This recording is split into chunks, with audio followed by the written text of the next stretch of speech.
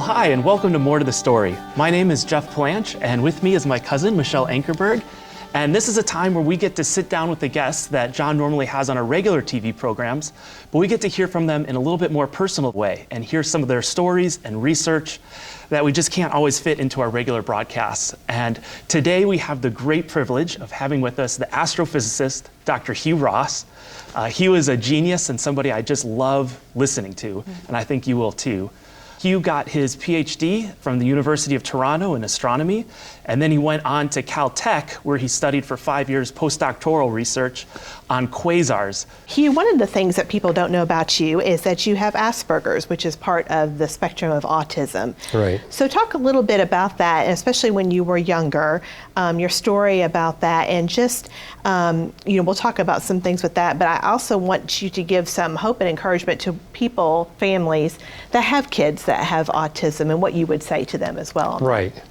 Well, like most people on the autistic spectrum, I was verbally handicapped, apparently, but it's apparent.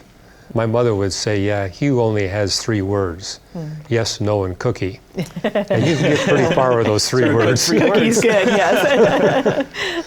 But what I learned was if I did speak, I would get into trouble, because people on the spectrum tend to be really blunt and honest. And so I got reprimanded for saying, oh, look at that lady, she's really fat. Yeah. Or that man's really dirty. Yeah. And so I basically said, if I'm going to stay out of trouble, I got to keep my mouth shut. Also, because I was quiet, all of my parents' friends in Montreal, where I spent my first 4 years, insisted that I was mentally handicapped and that I needed to be put into an institution. My parents, I could hear them saying, they defended me and basically said, no, we've seen what he does. Have you ever watched him play? He's not mentally handicapped.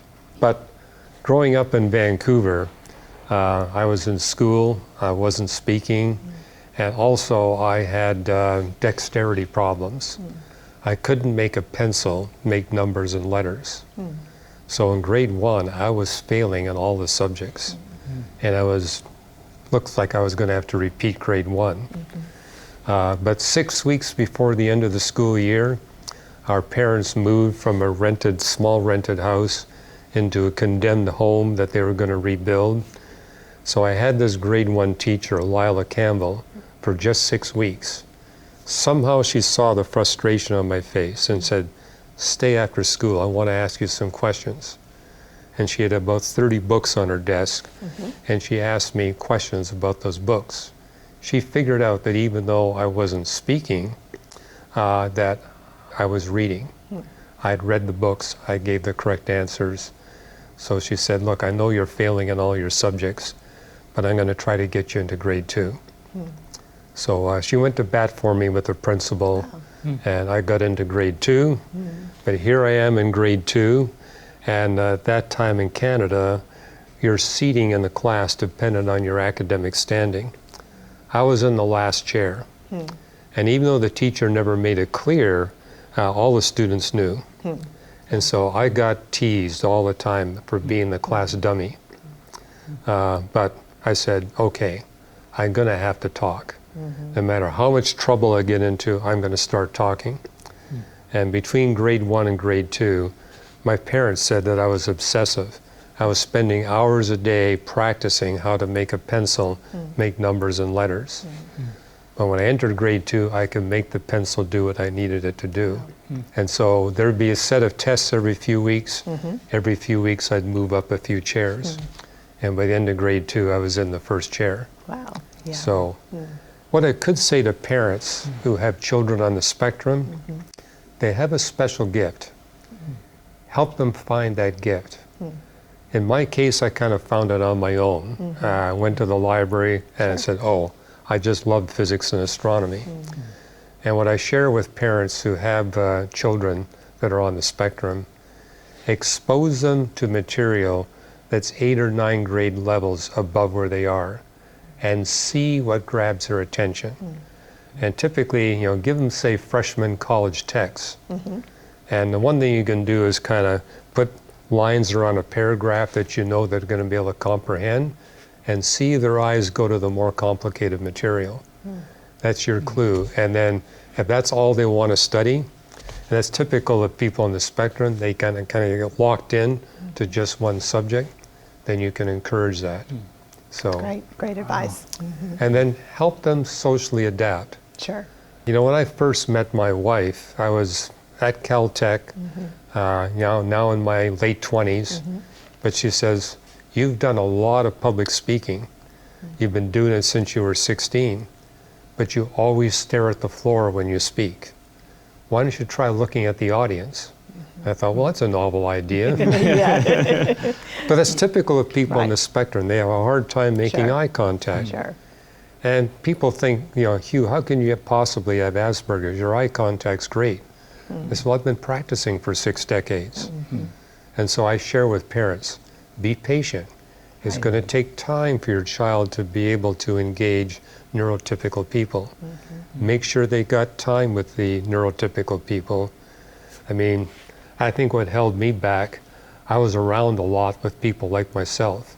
And so we got to think we were normal. It's the rest of the world that's abnormal. Yeah, exactly. Yeah. And a common feature you mentioned with those with Asperger's is that they're generally trusted by young children and animals. And in your book on hidden treasures in the book of Job, I loved, you give a little story about your connection with animals. And one of them I loved was with your pet parrot named Pedro. Tell us about Pedro and your bond together. Well, this is a parrot that my parents bought for the family. And that parrot immediately bonded to me, wanted to be around me all the time. And, you know, he would actually sit on my shoulder, and every morning he would check my face to see what I've missed with my razor and take care of that. Yeah. And if there was something in my teeth, he would take care of it. He didn't mind going into my mouth and cleaning it. So I didn't need a toothpick or anything. He would do that. But parrots are socially engaged. And I noticed that parrot was happiest when the room was filled with men. So whenever I would entertain the astronomy club in my parents' home, that bird had to visit all the men. For some reason, didn't like women. And I've known people who've had parrots who are the opposite. They only like women, they don't like men. But mine like men. And he liked my grandfather as well. So, and I remember when my grandfather came to visit when I was 13, he says, "I like to play bridge." I didn't know how to play bridge. My parents didn't know, but he taught us. But he said, "I want Hugh as my partner." So I was my grandfather's partner. And every time I won a hand, my grandfather would get all giddy. But the parrot picked up on that and would do a victory dance on my shoulder. I remember my parents commenting, "You know, it's bad enough to lose a hand of bridge to our son, but his bird gloats." That's great. But I can give you another story. I mean, I was sitting on an airplane with a woman who had all the signs of being on the spectrum. And I just went over to her and says, "I can guess your profession." She says, "You can?" "Yeah, I'll bet you're a veterinarian's assistant." She said, "How did you know?" Wow. And it's like people on the spectrum tend to have this way of calming down animals and of building relationships. I mean, I tell stories of walking in the wilds of Canada, running into animals that have had no contact with humans, and they want to bond with you. So Interesting.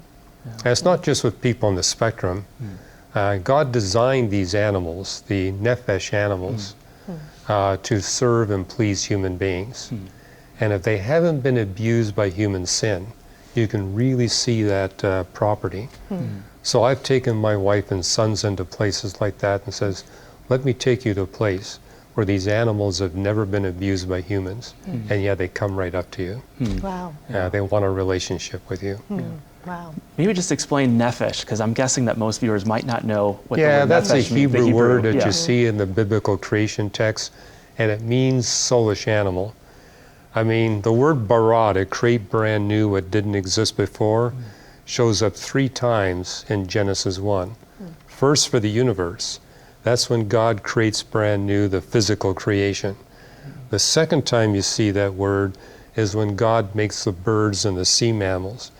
And these are creatures that are not just physical, they're physical and soulish, and that are endowed with mind, will, and emotions, so that they can form relationships with a higher species, which is us humans. The third time you see the word is when God creates human beings, male and female. And we're not just physical and soulish, we're also spiritual. And just like these nephesh animals were designed to serve and please us and relate to us, a higher species, we humans were designed to serve and please and relate to a higher being, namely God himself. But those are the only three places in Genesis 1 where you see that word bara, to create brand new. Also along those lines, talking about the animals, you've had some encounters with different animals, especially bears and things, when you've been out camping and hiking. So give us a little bit about that, stories on that. Well, I knew my parents had never been camping before. They didn't have a car, so when they came to visit me when I was at Caltech, I said, I'm going to rent a car, we're going to go camping in Yosemite. So we go camping in Yosemite. I set up a tent for my parents, and then I just slept on the ground in a sleeping bag. Middle of the night, 7 black bears come into our campground. Oh my. And I was right in front, so they came by, they all sniffed me and walked away. So I just sat there, there's nothing I can do, but I didn't have food, so. But I got up in the morning, every tent in the campground was collapsed by the bears, except one my parents were in. And everybody was saying, how come your parents survived and we didn't? I said, well, notice, I slept a good 150 feet away from them because my dad snores, and he snores really loudly. I says, his snoring is so loud, he probably scared the bears away. Most likely. But you know, I live in the foothills of Southern California, foothills of the San Gabriel Mountains. So I see bears quite frequently when I go for my morning run, and they seem completely unperturbed by my presence. And one time I was in Colorado, and I was up at 10,500 feet, which typically you're way above the level where bears go. But for some reason, I was confronted by this 400-pound black bear, and he jumped out right in front of me. For some reason, I didn't get startled, which somehow impacted the bear, because what he did is he walked a few feet away from me, sat down, stared at me, and let me take photos. And my wife and 2 of our friends were hiking behind me. I always hike fast because I want to take the photos. And so I told them this story, and they said, we don't believe you. And I said, well, here it is on my camera. Take a look at proof. Oh my goodness. Wow. I've actually even had animals try to entertain me. I remember one time up in Canada, this big woolly marmot came out in front of me, saw me, and then did a little dance in front of me for about 5 minutes while I took photos. So